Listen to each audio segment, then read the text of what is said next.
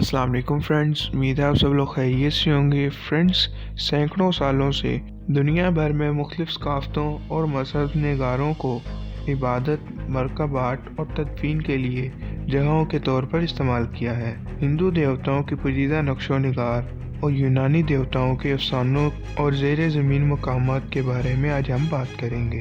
Friends, अगर आपने हमारे चैनल को सब्सक्राइब नहीं किया तो सबसे पहले सब्सक्राइब करें और बेल आइकन का बटन दबाएं।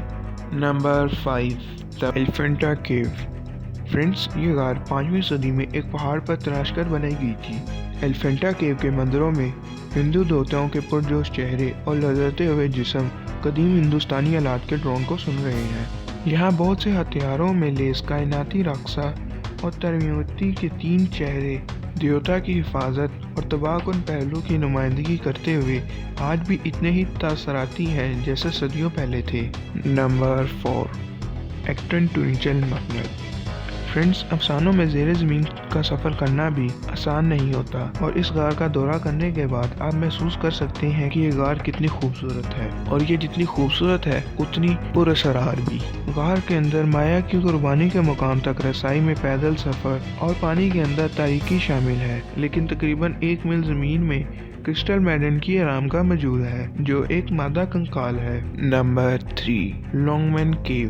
फ्रेंड्स, अब मैं जिस गार के बारे में बात करने जा रहा हूँ ये अपनी बनावट की वजह से हमारी लिस्ट में नंबर 3 पर है। फ्रेंड्स, ये गार दरियाई यी के ऊपर 2 पहाड़ों पर मौजूद है। इसको सियांग शान और लॉन्गमैन पहाड़ों में काट कर बनाया गया था। इसको ड्रैगन गेट भी कहा जाता है, जिसके अंदर 2345 और गारें और 2800 तोश्ता जात और 43 कदीम पगवाडा शामिल है। नंबर 2, डम्बोला केव।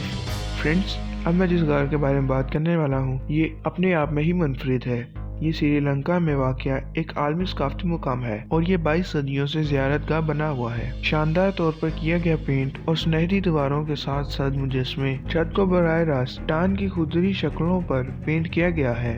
Number 1, bronze age Minoan caves. Friends, Crete में मौजूद ये 3000 से भी ज़ायद गारें हैं जिनमें बहुत से यूनानी अफसानों के देवताओं और देवी पूजा के साथ मुस्तनिक है जो मिनोवेंस की तरफ मशक की जाती है। ये एक कांसी के दौर की तहजीब है जो 1100 से 2600 कबल मसीह तक जारी रही और इसको डिक्टियन केव भी कहा जाता है।